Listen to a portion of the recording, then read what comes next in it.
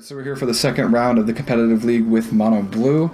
No clue what we're playing against, and our opener is kind of weird. 21 lands, we do see these one-landers sometimes, but ideally in a one-lander on the play like this, one of these Tempest Djinns is a dive down. And that's not the case, so I don't think we can actually afford to keep this hand.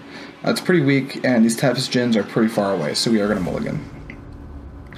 Trickster, Sprite, Djinn, Retort, land, or what else would be good? Curious Obsession or a dive down on the top would be fine. Yeah, we'll keep this. They mulled the 6/2, which is great. And I'm just going to keep that land on top. Just because our Tempest Djinn, we don't want to play till 4 lands. And depending on what our opponent's first land is or first play is going to decide whether we play Night Veil Sprite first or we play towards the Trickster. Typically, you want to play your Sorcerer creature first. Sorcery Speed creature first. This is one of those situations where my opponent probably would like to be casting a 3-drop, so we will just end our turn here and stop him from making a 3-drop. So we're going to Trickster and tap down this elf.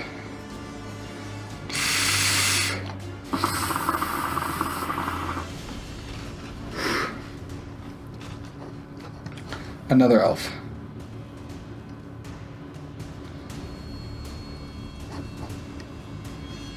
Alright, so in this position, we could just Curious Obsess our Merfolk Trickster.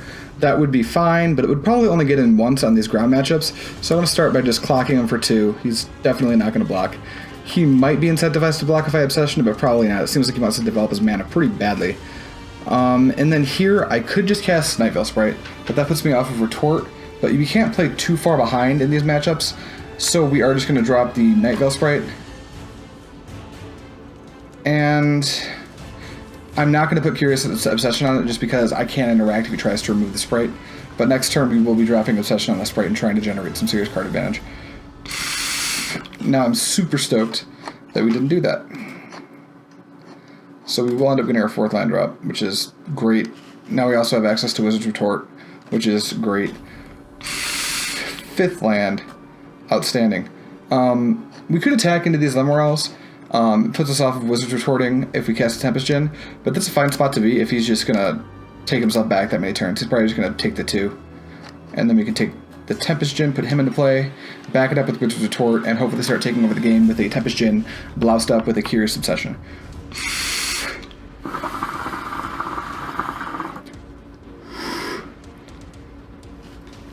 Jadelight Ranger. This is one of those cards we typically don't want to counter. Yeah, we can just wait. He's not going to be getting enough damage with that early. It could draw him a couple lands, so that's something to think about. But seeing that Assassin's Trophy on top and having this Wizard's Retort makes me much happier. And he didn't get any lands off the Jadelight Ranger, so his 4/3 is not as good as my 5/4. By 5/4, I mean 6/4. We're going to get him with the Djinn, obviously. Take him down to what is now a 2-turn clock. Let's go ahead and get that extra card. Did we already play land? We did not. So now we're in a position where I'm pretty sure we just win the game.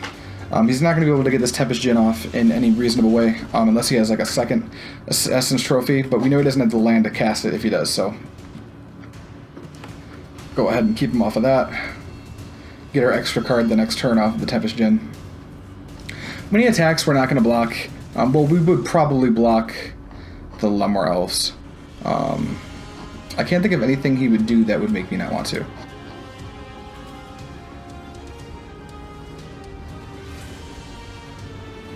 And that's the nail in the coffin.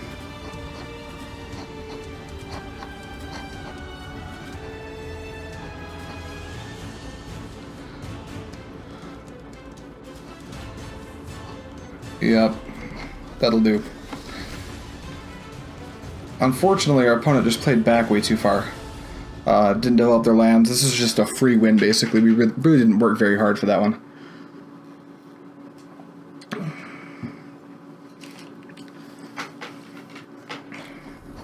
Alright, so in these green matchups, Sleep is at a premium. We're on the draw. We're not going to bring in the extra Essence Scatter, especially since it's just in there as like an extra card. These green decks, though, they typically play Vraskas. They play Finality, which is a problem for us because they ramp into it. They can play it on turn 5. So a couple of negates are probably fine. I haven't quite decided exactly how I want to play with that. Night Veil Sprite on the draw is bad to begin with, and against this deck, he's not really doing a whole lot. I mean, don't get me wrong, he's a fine card, but I don't think he's where I want to be. And then Wizard's Retort's probably fine. I like all of my interaction creatures. Exclusion Mage, Merfolk Trickster, and Warkit Marauder are all pretty good. Warkit Marauders will let me start to get in with Exclusion Mages or Tricksters in the mid game. So I think the last card I might want to take out is... It's a hard one.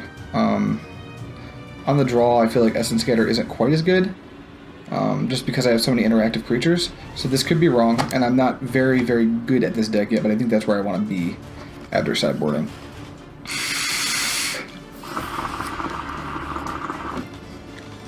Yeah, we'll try it like that. Alright, so we got the free win on one. Let's see if we can get a reasonably earned win for game 2. And if not, we always have game 3, but we don't want to go to that if we don't have to, obviously. So let's go with a good opener. I don't want to mulligan again. 2 Curious Obsessions and Exclusion Mage. The Exclusion Mage is obviously very good, but if they just go Lemur Elves into like 3-drop, that puts me in such a bad spot. So again, we're going to mulligan to 6. 2 1-drops with the Char Course, 3 lands. We get a Scry, we can protect our Mistcloak Herald if we happen to draw a Curious Obsession. We have to keep this hand. If it's a land, it's going down. If it is Wizard's Retort or something, I'll absolutely keep it on top. It's an Exclusion Mage.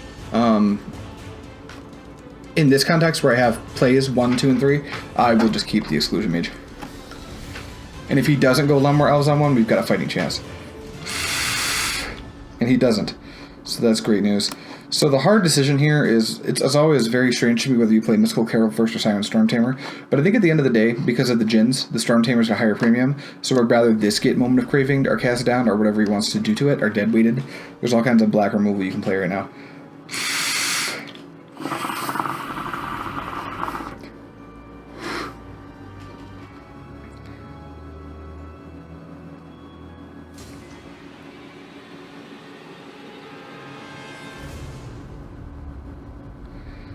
So, I'm definitely not going to be protecting this if he tries to kill it, so we're not going to reveal the fact we have the Stormtamer just yet.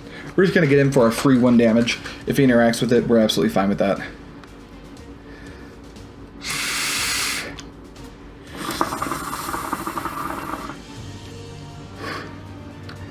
Now, a card that I've seen these decks playing is, what's the name of that card? Golden Demise. And I am somewhat fearful of Golden Demise, although I don't think we can afford to play around it too much. Casting Charter Course here would be fine, but if he removes my Mystical Herald, we're in a position where we have to start like playing against my opponent's creatures and not getting attack steps in, so I think we're just going to land Stormtamer.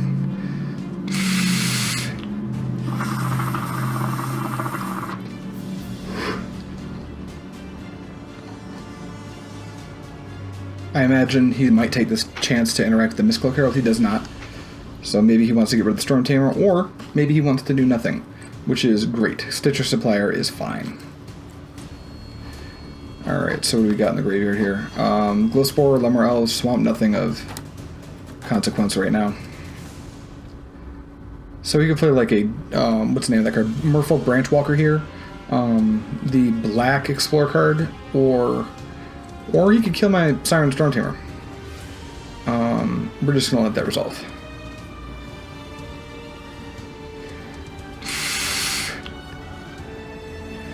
Here we got another island. The first thing we're going to do is come in.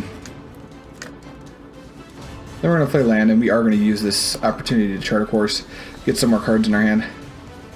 Now we have this Curious Obsession, but I think we will wait to cast it just because it's not like we're going to be protecting it this turn. And it would have been very bad here. I imagine he's just going to sack his Stitcher Supplier.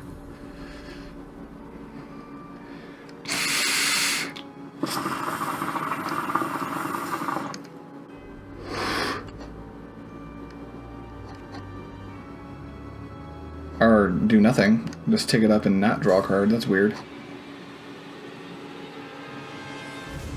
Maybe it was a misclick. I can't imagine a world where you don't want to just sack the Stitcher Supplier, get your extra graveyard value, and have extra value for Fine Finality, and draw a card, gain a life. That just seems like he's like playing into what I'm trying to do. Stormtamer, it's great. Fine Finality is going to be a problem, but we're going to be able to protect the shit out of this Mistcloak Herald. There's an argument saying we're supposed to attack Vraska the Golgari Queen, but I don't think we're going to do that just because it's going to take us a few turns to kill this. I think we're actually in the business of hoping he minuses on one of our creatures and just beating his face for now. So let's go ahead and get this trigger in. Maybe it's a counterspell? That'd be great. It's a Merfolk Trickster, which is not a counterspell. We have played land. But it could be good, depending on what this turn is. If he tries to develop like a big creature, like a Doom Whisperer, we'll be able to tap that down, and then maybe bounce it. Okay, so this is absolutely not going to resolve.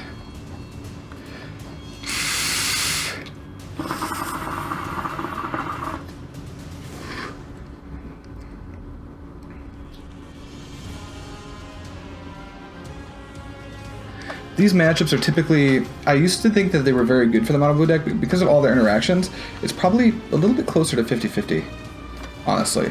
So in this position, we'd like to draw the extra card, but we don't have a way to protect this against Vraska's next -3, so we do just need to get Vraska down, I think. How much do we value the extra card is the big question here. Because he's going to be able to draw and gain life if I hit him, or even if I hit the Vraska, I'll draw and gain life, and if he can interact with Mistcloak Herald, at least I can play the Merfolk Trickster, but it's a +2, so it won't matter. We're actually going to hit face. Just because I'd like to see the extra card, maybe it's a dive down or another Siren Stormtamer, that would be ideal.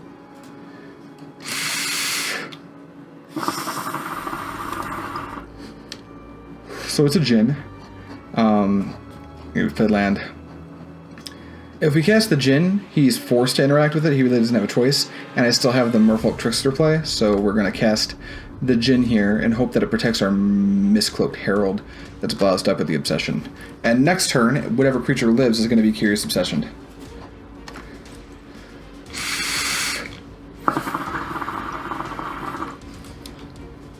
There's a Ravenous Chupacabra, so now I can deal with both creatures.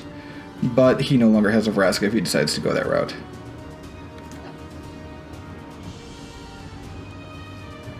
And I have to imagine he's going to deal with this Mistcloak Herald to stop the bleeding. I mean, that's the correct play, unless the last card in his hand is like a deadweight. There it is.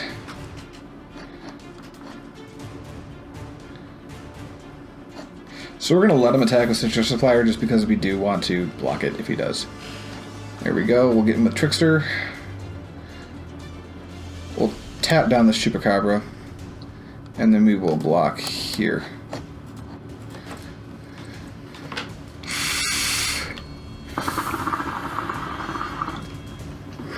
So, we obviously don't want to bounce this Ravenous Chupacabra, that would be very bad. We have a Doom Whisperer and an Underrealm Lich in the graveyard, which is bad if he has a Fine Finality. Curious Obsession is really awkward on Merfolk Trickster, but I think we're going to take this route just because he has one card left in hand and we need to start drawing more action.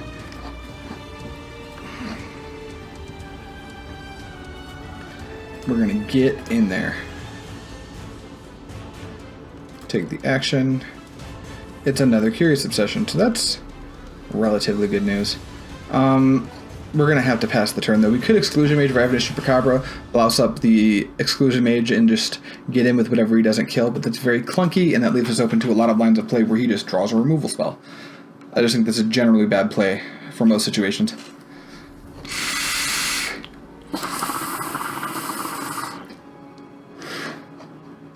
So let's see here.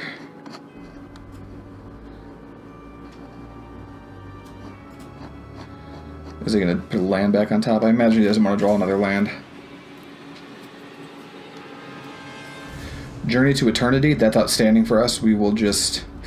Well, that's less outstanding, actually, because we don't really want to bounce a Ravenous Chupacabra. But attacking into it's also very awkward.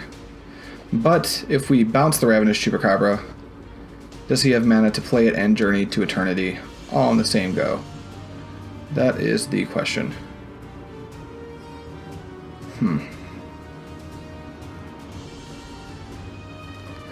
I think we're just on tapping down the Chupacabra with Merfolk Trickster, bouncing Glowspore with the Exclusive Mage, getting in and drawing more action. Maybe even reblousing the Trickster just to get the early advantage. We're definitely going to do this. Let's say You get tapped down. You can go right back to the hand. We're really hoping they don't draw Fine Finality here. Now the big question is, do I want to reblast my creature? Because when he recasts this, only one of my creatures will get through next turn. Although, and he'll probably just block both creatures with Obsession, so I'm just going to go to combat here. Get him with the one Trickster, hopefully draw some more juice. Not an island, ideally. Please no island. That's a Tempest Djinn, that's pretty good.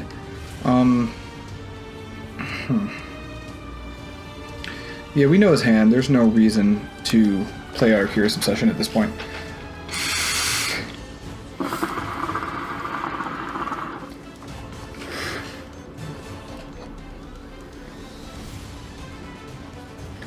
He would like a land back on top, and another Glowspore Shaman, so this is kind of awkward for us. We really need to be... We're on the Tempest Djinn clock plan now. Tempest Djinn is going to be... Yeah, I can get in once with Djinn with a Curious Obsession on it. So, we're just going to... This one's kind of awkward, because we really don't want him to block with Ravenous Chupacabra. So I think that we're conceding to the fact that our Curious Obsession is going to disappear. And we've got a negate, so as long as he doesn't draw another Ravenous Chupacabra, I think we can just win the game next turn.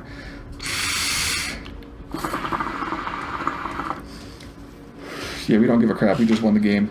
Stitcher Supplier isn't a problem. I do like these green-black graveyard-themed decks, though. They're very powerful.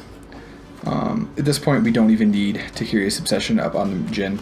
We just win the game. So yeah, that went exactly as I wanted it to. He didn't play as much interaction as he needed to actually be able to beat us.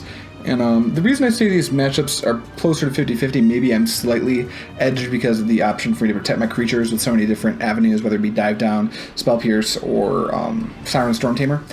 But since he didn't draw any of his removal, it looked very one-sided for most of the game.